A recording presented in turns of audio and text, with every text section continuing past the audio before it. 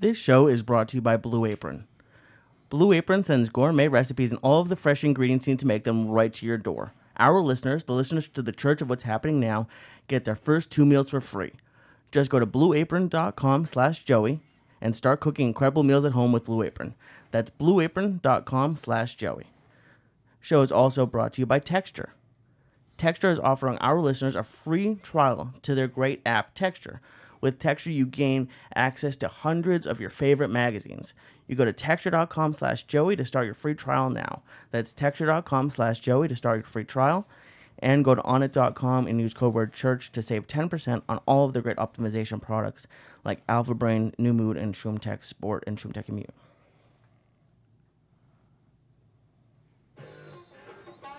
Kick that fucking horse, Lee. It's the Monday night edition, cocksuckers. Church of What's Happening Now. Lower my mic a little bit. It's too hot, man. Lee. Yeah, lower that a little bit. It's the Church of What's Happening Now, baby boys. Monday night, May 16th. Give me that music more. That music's got to sound better. There you go. There you go. You were never a DJ, huh, cocksucker? You gotta learn how to mix a little bit. There you go. The Eagles off the Hotel California album.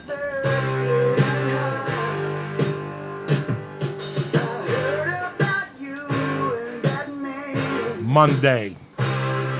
This is it.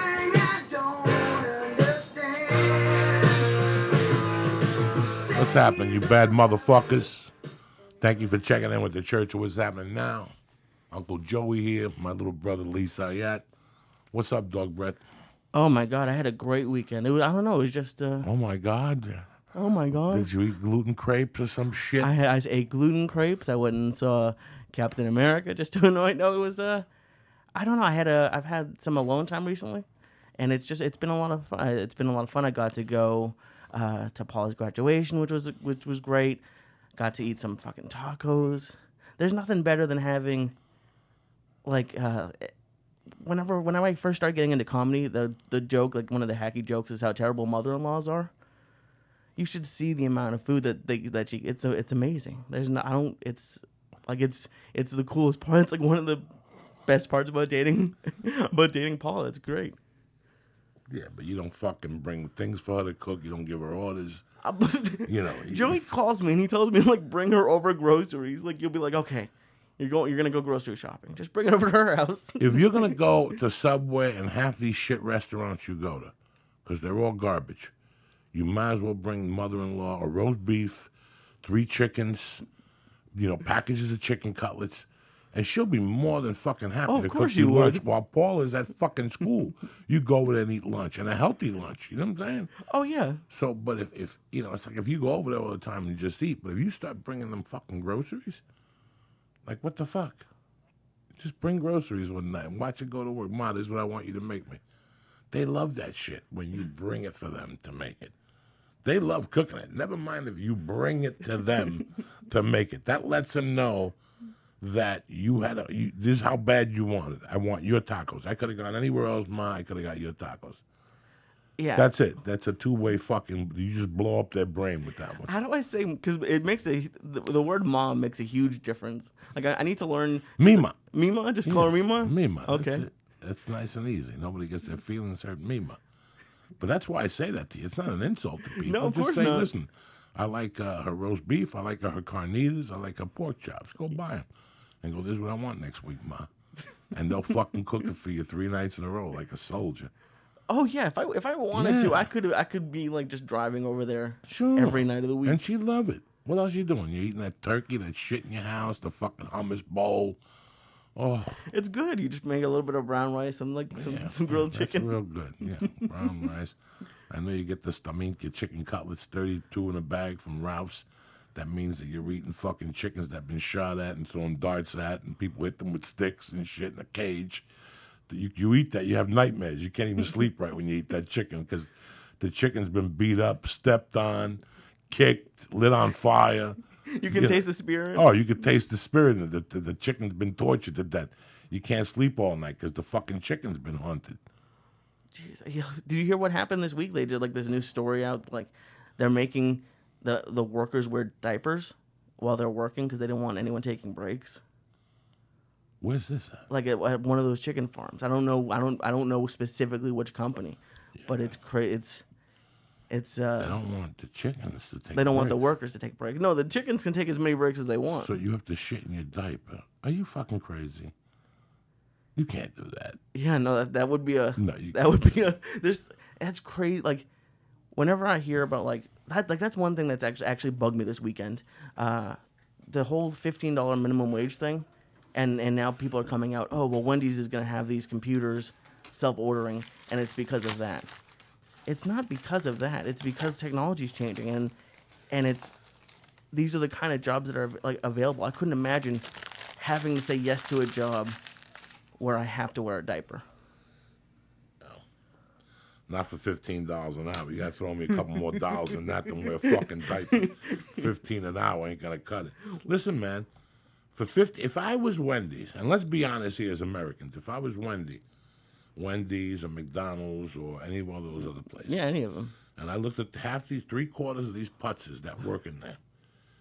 I might as well put a computer and save fucking money before Absolutely. I pay those. Because remember, $15 is really $30 an hour with Unemployment and Social Security. So no, but the other one, workman's compensation. Got it. Okay. So I'm really paying you. I'm really paying $30 for this fucking idiot that could barely speak English. Doesn't know what the fuck he is. He's just looking around.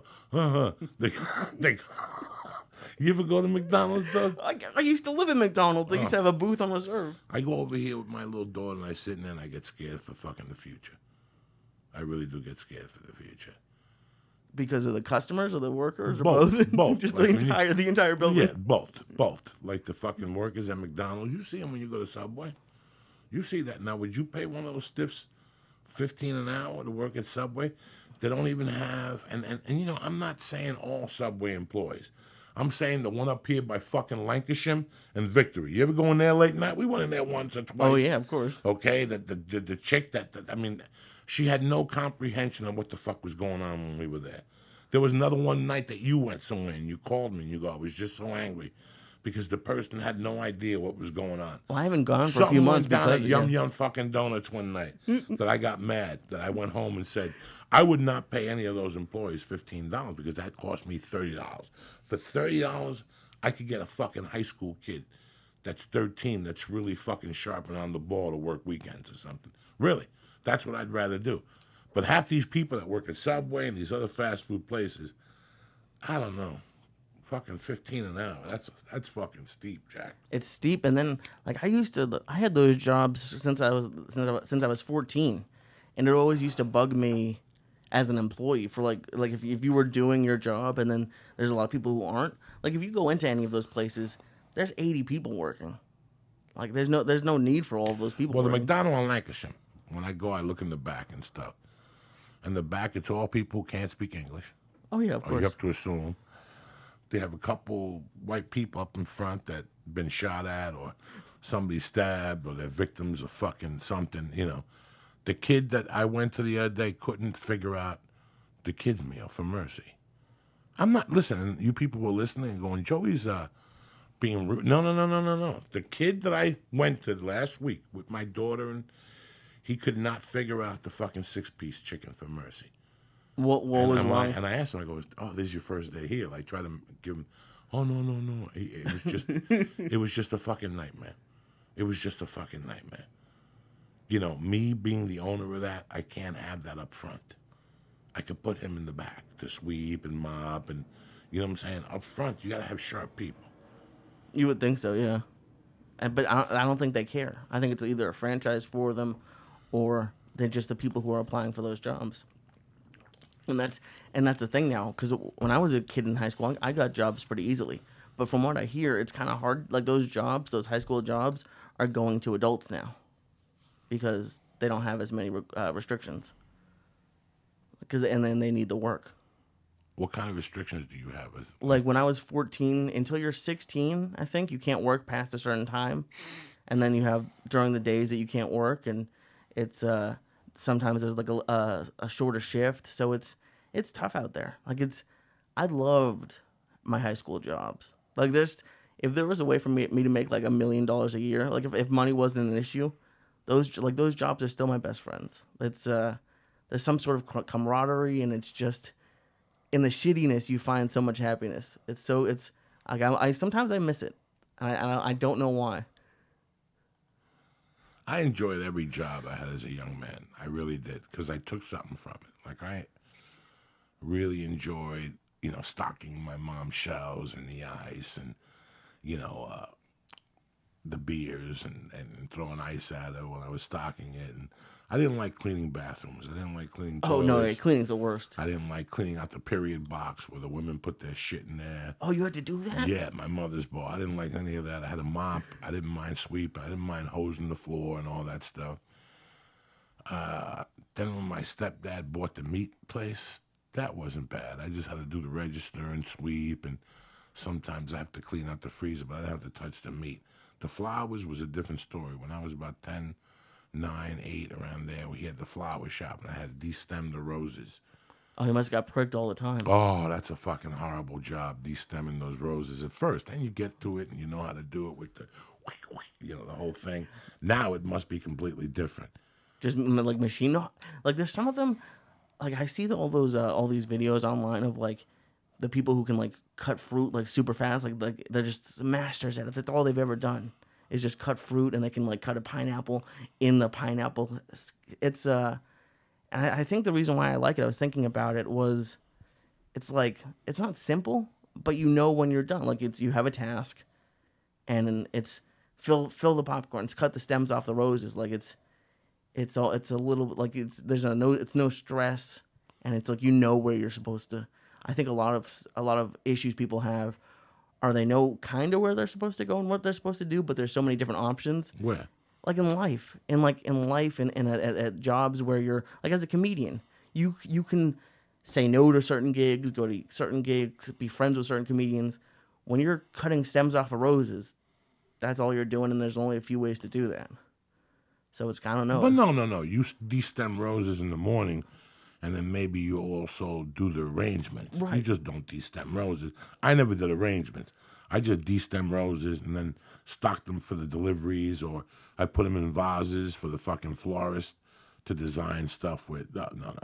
You don't do that 8 hours a day. It's fucking... Well, just that sort of thing. Another fucking guy over here I'm dealing with 8 hours a day. And then as I got older, I was forced to do like construction jobs. And one of the first jobs I did, Carmine Balzano got me a job with the Carlo Construction. And all I did that fucking summer was carry a wheelbarrow on a 2x12 over a fucking moat. Oh, that's it. Like when they put, I've always wondered about that. When that's they have like a piece of wood and you just have to, how does it not fall off? That's it. That's all I did for a summer. Was just go to the truck, get the concrete, carry it over, dump it. Go to the truck. That's what you did. 8 fucking hours a day. Every once in a while, they'd cut me loose to pick up the paper around the construction side, or maybe to help stock block or something like that. Which, then the next fucking summer, I got a job. The summer before my mother died, I got a job working at a place called Severino Masonry. And what he would do is me, him, and Stinky and his son would fucking do everything by hand. You did everything by hand. There was no the jackhammer. There was none of that shit. We broke everything by hand with a chisel. He held it and he hit it with a sledgehammer. Everything was fucking done by hand. And that was an education. And you learn how to keep yourself busy. You learn how to look at the mason and see what he's doing. You're not looking at the mason, really. You're stocking the cement for the mason. You're always one step ahead of the mason. So the mason can never be fucking missing brick or missing concrete or missing water or anything like that, or a line or a fucking thing to measure the wall, because if he stops for that shit, that's money. Right, and so that's why how you're you there, have to assume. That's why I'm always there. He should. So when they would say to me, you always got to be ahead of him, there would always be like 4 hotties on the job. And my job, I was always the best one, because my job was not even to let him yell. Like, I would be helping the other fucking hotties. That's how ahead I get. And then you have to put up the fucking, you have to, while he's doing all that shit, you have to build the scaffold for the next day. Like, it's like a 3-foot Those I could do. You can build scaffolding? Like 2 stories for a chimney, or that was what we did in those days. That wasn't hard at all. That's not hard at all. It's those motherfuckers that build 8 things up. Well, did you take a lot of pride in it? It sounds like you took pride Yeah, in it. you take pride in every fucking job you do. I was only lazy at my mother's bar until I realized that it wasn't cool to be lazy. Like if she said sweep, I would sweep and not sweep behind that computer desk. Then one day, it's embarrassing. Like she'll say, really, there's shit behind it. You didn't see it? You saw it. You just didn't want to fucking do it. Pick that shit up and sweep it the right fucking way.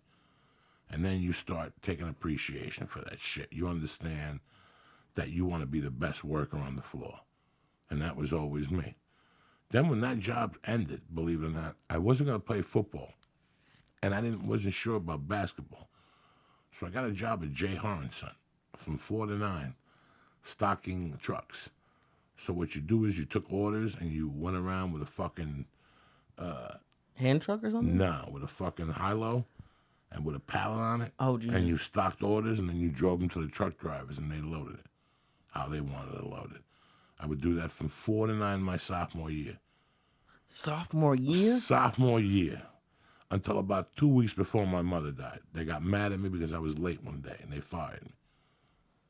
I did it from September, the beginning of sophomore year, to like a week after Halloween or something like that. Why were you doing it before your mom died? Because you had money, didn't you? I had money, but I liked it. I wasn't going to play football. I wasn't going to play basketball. You got to do something with you. You got to, listen, man, at that time, I had already figured out I like to do good shit.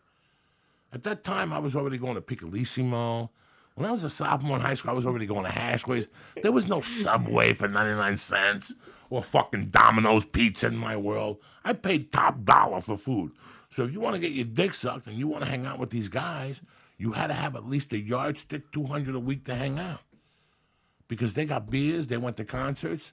If that's the shit you want to do, then you had to have a fucking job at that age. I had a job at 14, but I didn't want my mom to know what I was doing. So in the back of my mind, I didn't want to ask her for money for everything. You following? Like most kids, like, I'm going to go to a concert. Well, guess what? I want to go to a concert, but she ain't going to find that. I'm going to tell them my friends playing the bongos and studying or whatever the fuck. So it wasn't like, because I take pride in not asking my parents for money just because I don't want to ask them for money. So you just didn't want them knowing what you were doing? Yeah. Fuck that. I'll make my own money for that. Now asking for money for school clothes. Why, you know what I'm saying? Like, why work at that angle? So then I quit that. And then I got a job at a place called Rendell Lumber and Marine. And there you had to be a good worker. Because it was plywood, it was boards, it was 4x8, it was 4x12 sheetrock. It was 4x8 marine plywood, which is galvanized. They spray that stuff on it so it doesn't rust. And they had paneling there. They had joists. They had fucking doors, saddles. They had fucking everything there. And that's the job. The guy who gave it to me, Political Pete, told me, listen, if you get that job, you got to steal. Because if not, they'll know that I was stealing if you don't steal. That was my next question, because I know you've talked about you stole from every job. So but this one was the beginning. This one was the one that taught me how to hit it from all angles. Selling fucking plywood on the lawn, stealing from the register. This one taught me how to hit it from all angles. But they were nice guys. They were nice people. Even there, even though I was stealing and doing drugs, I looked forward to that job. I really enjoyed that job. Like, I really liked when I worked full-time in the summer. What did you like most about it? The full-time. At that age, at 15, 16, I liked the full-time. I really liked that you could... what's the word I'm looking for? You could just go 8 to 4 and the sun would shine, and I knew I was going to make a bigger check this week. Like when I was that year from sophomore to junior year and junior to senior year, I didn't have summer school. So that's the year I worked for Rendell Lumber, going into senior year. And but I had worked for them before. Like, I had been with them way before. I worked there every day I would get there from 2 to 6, I'd work there. So I worked about 28 hours a week in those days. They probably paid me $7 an hour, which was nothing compared to what I was stealing. I was like Mike Dowd. I wasn't even picking up my checks on Friday. I was just like, going to ask you that. I was like Mike Dowd. I wouldn't even care about my check. I was making so much money in the lumber yard, selling 4x8 plywood, that it was ridiculous. Like they would want 80 for galvanized, that marine plywood that wouldn't rust, and I'd sell it for 25 a sheet cash. Guys on Saturday were coming for 10 fucking sheets, 20 sheets. I'm 17. I'm going out with fucking $6 bills in my pocket when I was in high school. And we were going to eat something nice or whatever. Peak least, like I can't imagine a bunch of 14 or 16-year-olds going to like a fancy Italian restaurant, tipping. Like that's why I don't know. Like when my nephew came out, when I asked him what he liked, and he goes, "I like my grandmother's cooking and something else." I go, "Growing up, you didn't go to Hashways?" He said, "Never. We never were raised to go to Hashways." I was always in fucking Hashways eating a fresh sandwich, made of roast beef or something. You know, like I always took pride in that.